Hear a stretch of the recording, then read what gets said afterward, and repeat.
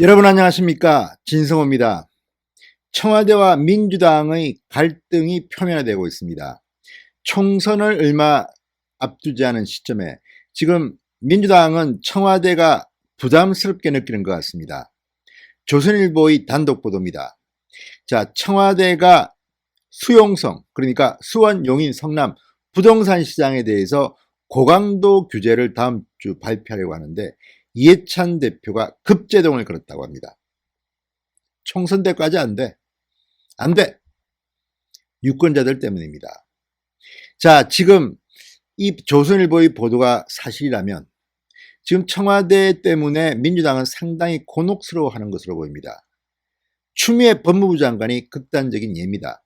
지금 부산이나 대구나 영남 지역을 중심으로 해서 추미애 장관의 이 과도한 청와대 감싸기, 윤석열 검찰총장 공격하기가 민심의 부담으로 느끼는 것 같습니다. 오죽했으면 김혜영 민주당 최고위원이 공개회의에서 신중하라, 한마디 한마디 신중하라고 추미애 장관에게 공개 경고까지 했겠습니까?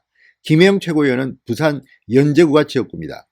자, 이런 것들을 보면 지금 청와대와 민주당은 슬슬 갈라서기까지는 아니겠죠. 아무튼 과거에 민주당, 열린우리당, 통합민주당 전통을 보면 그렇습니다. 마지막까지 대통령을 지킨 경우가 잘 기억이 나지 않습니다. 출당을 시켜버립니다. 탈당하라, 이런 말이 나옵니다. 늘 그랬습니다. 대통령의 인기가 떨어지면 나가라 그랬습니다. 설마 총선이 끝나고 문재인 대통령이 출당되는 건 아니겠죠? 설마. 그렇지만 지금 청와대와 민주당의 보이지 않는 갈등은 생각 이상으로 심각할 수도 있습니다.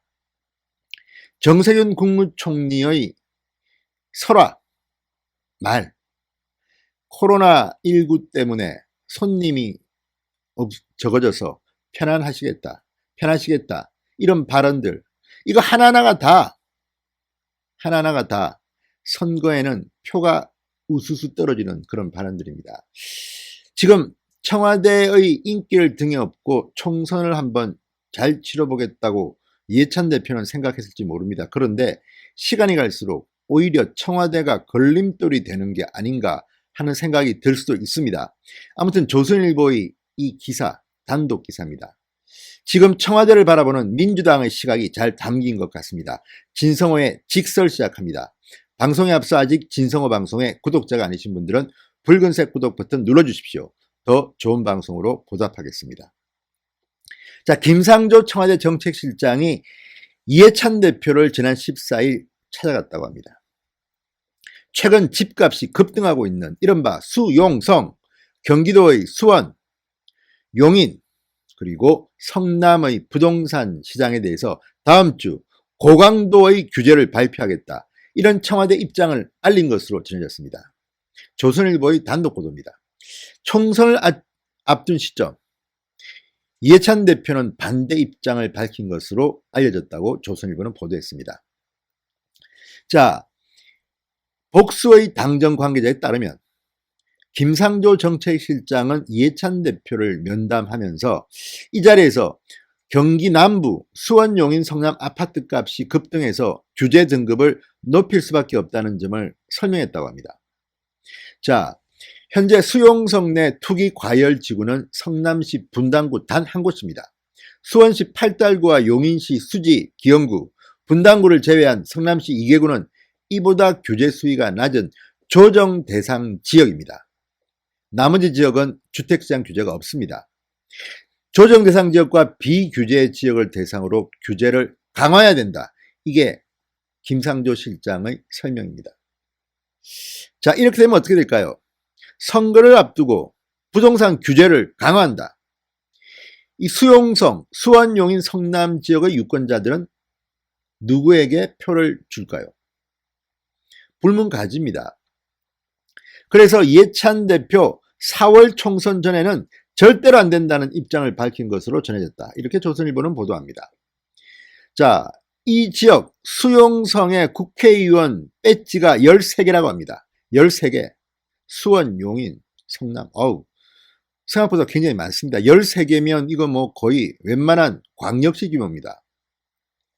자, 민주당은 규제 강화가 선거에 미칠 영향 등에 대한 분석에 착수했다고도 합니다. 자, 청와대가 지금 민주당의 선거를 도와주지는 못할 망정 지금 자꾸만 망치고 있다. 특히 고양이 그렇습니다. 고양시. 이미 김현미 장관은 고양시의 국회의원이었는데 지금도 국회의원입니다.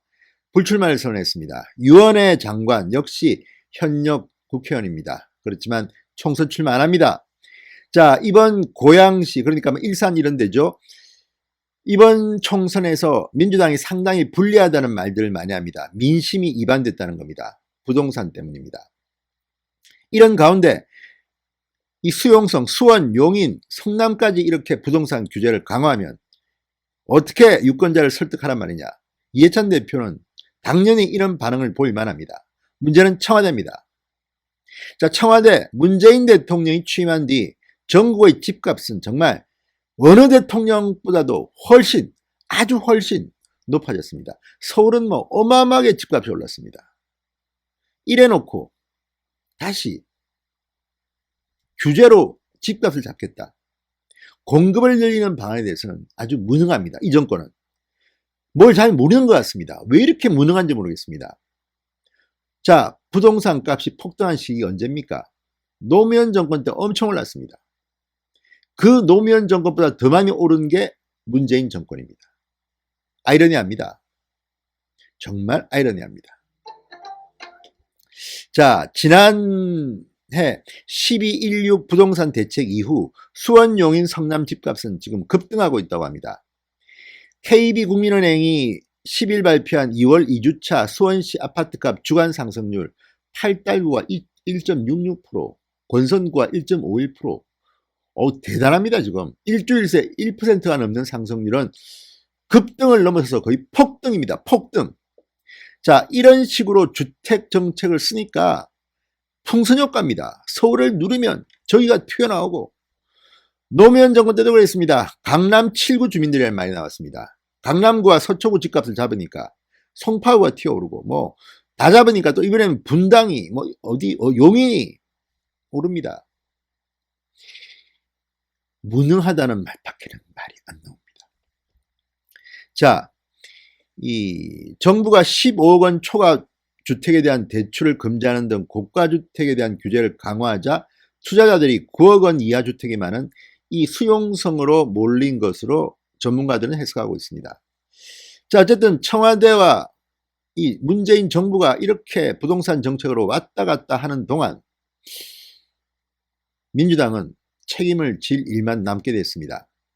자, 김현미 장관은 도대체 부동산 담당하는 장관이 이런 와중에 무슨 홍콩 민주주의 뭐 어떻고 우한 폐렴과 관련해서 이상한 또 뭐 우한 주민들을 뭐 격려합니다.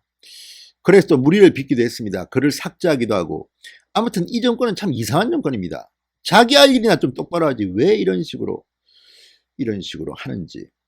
아무튼 지금 청와대 때문에 민주당은 이번 선거에서 폭망할지도 모릅니다. 원래 그런 겁니다. 정권을 잡으면 국민들한테 심판을 받는 겁니다. 평가를 받는 겁니다. 지금 문재인 정권이 잘한다고 생각하십니까? 잘한다면 그쪽을 찍어주시면 됩니다. 민주당을. 반대로 못한다. 그러면 야당 찍어주셔야 됩니다. 자, 어쨌든 청와대와 민주당의 갈등이 이런 주택 정책 가지고도 지금 빚어지고 있는 것 같습니다. 이것 말고도 추미애 장관 건이라든지 많습니다. 어쨌든 문재인 정부가 이번 총선에서 중간에 들어와서 야당 좋은 일만 하고 있다는 생각이 문득 드는 것은 웬일입니까? 진성호의 직설이었습니다. 여러분 감사합니다.